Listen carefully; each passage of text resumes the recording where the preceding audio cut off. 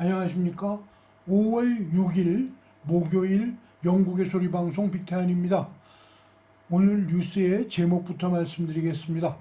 첫째, 프랑스 어선 대규모 시위 항구 봉쇄 작전을 시도했었습니다. 둘째, 오늘은 영국의 지방선거 투표일입니다.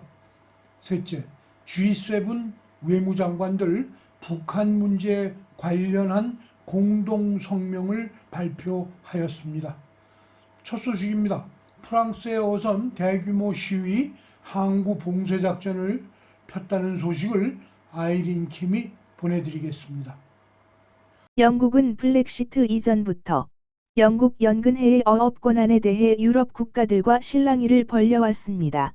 그동안 저지선과 건지섬 주변에서는 프랑스 어선들이 자주 충돌을 빚어왔지만 오늘 새벽처럼 대규모 시위를 벌리며 항구를 봉쇄하겠다고 위협한 적은 없었습니다.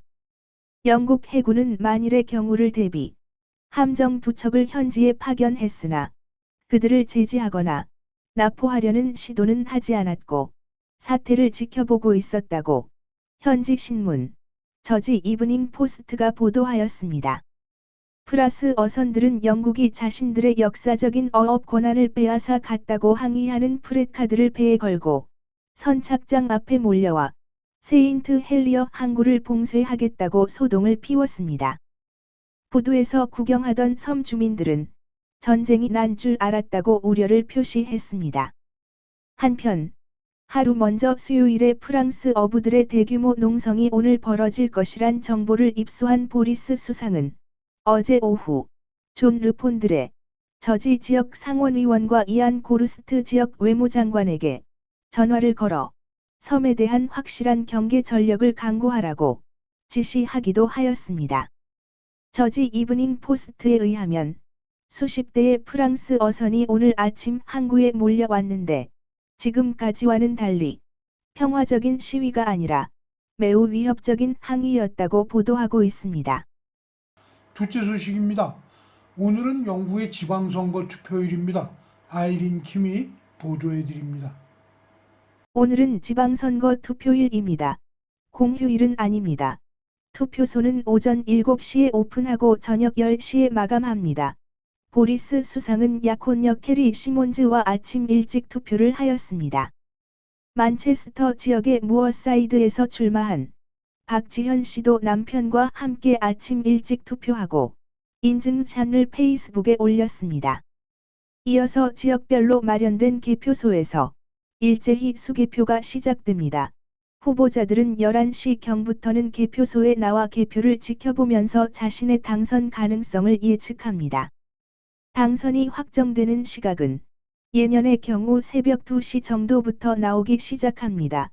당선이 발표되면 현장을 지키고 있던 후보자는 당선 소감을 말하게 됩니다. 한국보다 훨씬 면적이 넓은 영국도 수개표를 지역별로 진행하는데 한국이 못할 이유가 없습니다. 다음 선거부터는 한국도 수개표로 되돌아갈 수 있도록 제도를 고칠 것을 건의해 봅니다. 다음은 G7 외무장관들이 북한 문제와 관련하여 공동 성명 발표하였다는 소식. 빅타현 뉴스 애널리스트가 보도해 드리겠습니다. G7 외무장관들 회의에 참가하고 있는 각국 장관들은 수요일 북한 문제에 대한 포괄적인 이슈들에 대한 공동성명을 발표하였습니다. 내용을 미국의 소리 방송으로 보시겠습니다. 미국, 영국, 프랑스, 일본 등 주요 7개국 G7 외교장관들과 초청국가인 한국, 호주, 인도 등의 외교장관들은 5일 발표한 공동성명을 통해 북한의 인권과 핵 문제를 정면으로 겨냥하면서 이 문제에 대한 해결 의지를 밝혔습니다. 성명은 북한의 인권 문제를 먼저 거론하면서 우리는 북한 정권의 광범위한 정치범 수용소를 포함한 북한에서의 인권 침해와 유린을 계속 심각하게 우려하고 있다고 지적했습니다.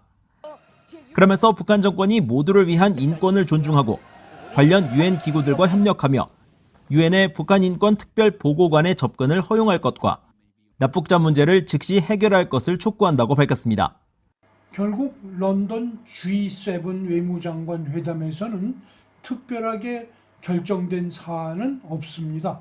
기존의 유엔 안전보장이사회의 결의에 따라 북한의 불법 대량 살상 무기 및 탄도미사일 프로그램은 완전히 검증 가능하며 돌이킬 수 없는 상태로의 폐기라는 목표에 회원국들이 계속 전념하자는 것을 다시 한번 확인한 것밖에 없습니다.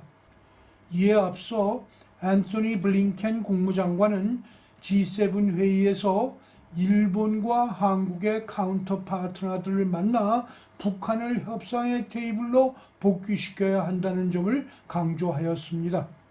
이는 마치 어린아이가 어른 몰래 숨어서 불장난을 하는 게 너무 위태로우니 얼굴이라도 보여달라는 요청에 지나지 않는다는 것을 뜻한다고 해석할 수 있습니다.